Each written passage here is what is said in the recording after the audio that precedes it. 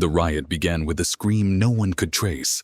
It cut through the cell block at exactly 2:17 a.m., sharp and desperate, echoing off concrete walls that had swallowed thousands of sounds before it. Guards would later argue about where it came from: cell C, the showers, the laundry wing. But by the time they reacted, it no longer mattered. The prison had already crossed a line it could never return from. Floodlights flickered. Sirens failed to activate. Somewhere deep inside the compound, a steel door slammed shut, not by command, but by force. By morning, 3 inmates were dead. 1 guard was missing. And the prison, once ruled by schedules, whistles, and paperwork, belonged to no one who wore a uniform. This was the night survival became the only law. The facility sat far from the nearest town, surrounded by forest and rusted fencing, built with a single purpose: to remove danger from the outside world and bury it behind stone. Officials had promised safety, order, control. What they built instead was a pressure chamber sealed tight, filled with men who had nothing left to lose. For years, the prison appeared to work. Transfers came in weekly. Paperwork flowed out daily. Inspectors toured clean hallways during daylight hours and left before nightfall. On paper, incidents were contained. Injuries were accidental. Deaths were unavoidable. Inside the walls, reality followed different rules. Inmates learned them quickly. The first rule was silence. Not the kind enforced by guards, but the silence that kept you alive. You didn't ask why a man disappeared from his bunk. You didn't question how certain prisoners always ate better. You didn't notice when a guard looked the other way for exactly 30 seconds longer than necessary. The second rule was strength. Physical strength mattered, but reputation mattered more. Weakness didn't announce itself loudly. The guard who disappeared that night wasn't new. He knew the routines. He knew which corners stayed dark. His radio was found crushed near the laundry wing. Battery missing. There was no blood, no struggle, just absence. By dawn, emergency response teams flooded the compound. Inmates lay restrained on concrete. Smoke hung low in the air. The official report would later describe the event as a coordinated disturbance successfully neutralized. What it didn't mention was how easily it happened. Investigators arrived 2 days later. They walked through scorched hallways and cataloged damage. They asked questions that received rehearsed answers. Guards spoke carefully. Inmates spoke not at all. But prisons remember, even when people don't talk. Records began to surface: incident reports that didn't match medical logs, surveillance gaps that appeared too consistent to be accidents. A pattern emerged, one that suggested the riot wasn't spontaneous. It was a test. Someone had wanted to see how fast control could be taken and how slow the response would be. As investigators pushed deeper, resistance followed. Evidence went missing. Files were reclassified. A senior officer suddenly took medical leave. 1 inmate scheduled to testify was transferred overnight without explanation. Then came the discovery that changed everything. Behind a sealed maintenance door, hidden by years of dust and disuse, they found a room that didn't exist on any blueprint. Inside were ledgers handwritten, meticulous tracking debts, favors, and payments stretching back years. Names appeared repeatedly. Inmate numbers, guard initials, and 1 name circled in red, over and over again. The missing guard. But next to his name wasn't a debt. It was a balance. And beneath it, a single word written in block letters: paid. When they realized what that meant and what it implied about who truly controlled the prison, the investigation took a turn no one expected. Because the riot hadn't been about chaos, it had been about succession. And the prison was preparing for something much worse. By the time the investigation officially reopened, the prison had already learned how to lie.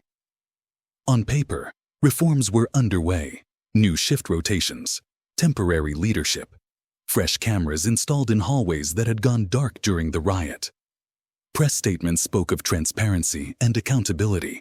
But inside the walls, nothing had changed except one thing. Everyone was watching everyone else. The ledgers discovered behind the sealed door never made it into the public record. They were logged, photographed, and quietly reassigned to a special unit that answered to no one outside the state capitol. The explanation was simple: national security, internal corruption, potential lawsuits. The real reason was fear, because the ledgers didn't just document crimes, they documented cooperation. Names of inmates appeared beside guard initials with dates, amounts, and coded symbols investigators struggled to decode. Some entries marked protection, others marked deliveries. A few marked silence. The longer analysts studied the pages, the clearer it became that the prison had been operating under a parallel system, one invisible to oversight, yet brutally efficient. And the riot had been its announcement. Detective Aaron Klein was assigned to the case 3 days after the ledgers surfaced. He had worked organized crime before. He recognized patterns most people missed. What unsettled him wasn't the violence, it was the discipline. Nothing about the riot suggested panic. Damage was limited. Casualties, while tragic, were precise. The missing guard wasn't random either. Klein saw it immediately. This wasn't a breakdown, he told his team. It was a transition. Klein requested interviews with inmates listed repeatedly in the ledgers. The request was denied. Prison officials cited security risks. Instead, he was offered supervised conversations with low-level offenders. A former guard, retired early and listed in the ledgers under multiple entries, was found dead in his home. No signs of forced entry. No theft. The death was ruled natural. Klein noticed the timing. The man had been scheduled to testify in a sealed hearing. Suddenly, the investigation wasn't just about what happened inside the prison. It was about how far its influence reached. Evidence began to vanish faster. Emails were deleted. Phone records were delayed. One investigator was reassigned without explanation. Another quit. Inside the prison, tension grew unbearable. Inmates sensed the shift. Power struggles intensified not openly, but through absence. Men stopped showing up to meals. Cells changed occupants overnight. Guards avoided eye contact. Survival demanded adaptation. New alliances formed. Old debts were called in. The council, if it existed, tightened its grip. Violence wasn't loud anymore. It was efficient. Then, buried deep in financial records, Klein found something no one had noticed. A series of small payments. Not bribes, not deposits. Transfers, routed through charities, shell companies, and eventually into accounts tied to construction contracts. The prison wasn't just controlling itself, it was funding something.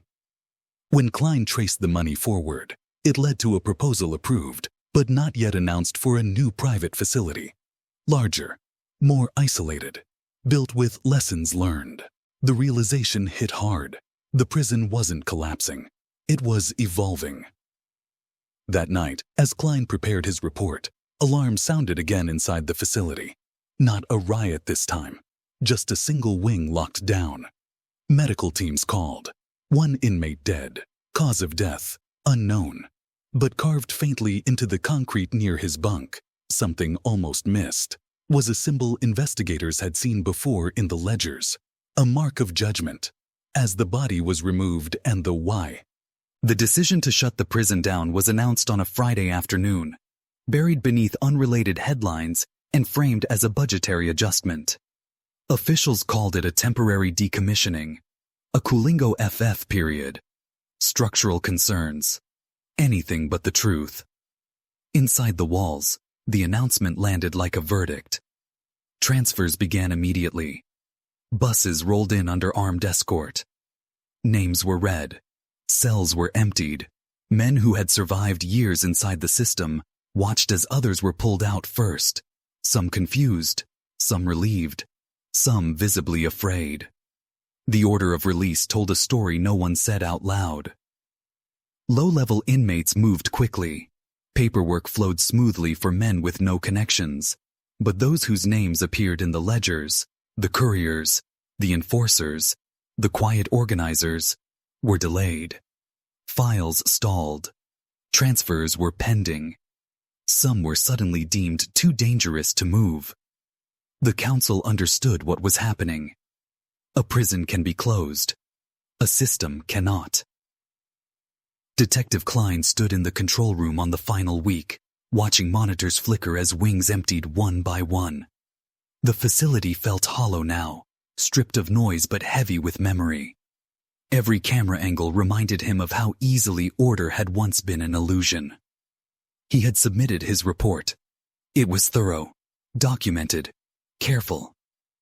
It went nowhere. Instead, he received a sealed envelope with a single-page notice inside. The investigation was concluded. Jurisdiction transferred. Further inquiry discouraged. No signature, just a stamp. The night before the final transfer, the prison lost power for exactly 6 minutes. Backup generators kicked in, but cameras lagged. Doors froze. In that window of darkness, something moved, quietly, deliberately. By morning, one cell was empty. Inmate number 7729. No scheduled transfer. No paperwork. No explanation. His name appeared only once in the Ledio.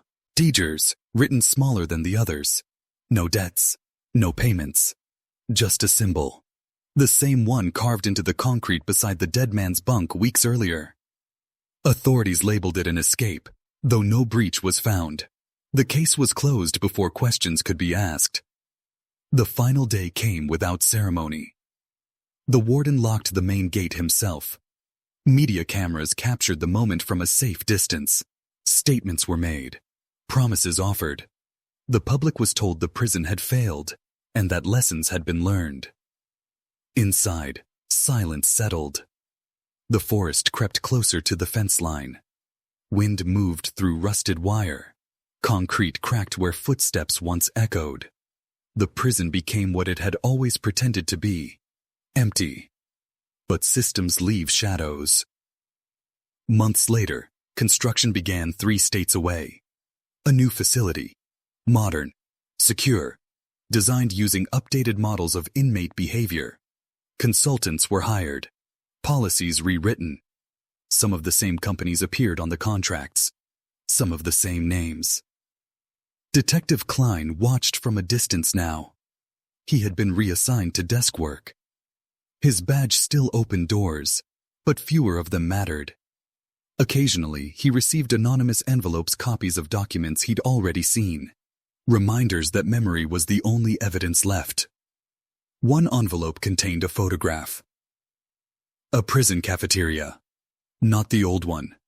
A new one. Clean. Bright. Taken from a distance. In the corner of the image, carved faintly into the edge of a metal table, was a familiar symbol. The mark of judgment. No explanation. No note. Just proof. Years passed. The old prison decayed. Officials avoided discussing it. Former guards changed careers. Survivors refused interviews or told different versions of the same story. Some said the prison broke men. Others said it revealed them. No one ever mentioned the council. Because councils don't disappear, adapt. They learn. They wait. And somewhere, behind newer walls and brighter lights, survival is still the only law. If this story unsettled you, subscribe, like, comment. Remember, this was just one prison, one system, one truth that surfaced long enough to be buried again. And the next one, it's already operating.